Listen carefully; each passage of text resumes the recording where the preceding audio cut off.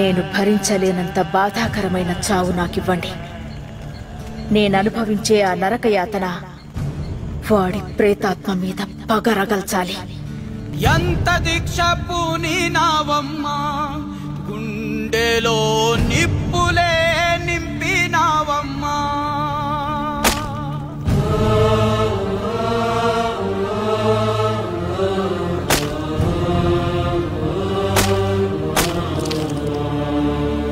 త్యాగమంటే నీదమ్మా, నరకమే పొంగులోన ముడిచావమ్మా.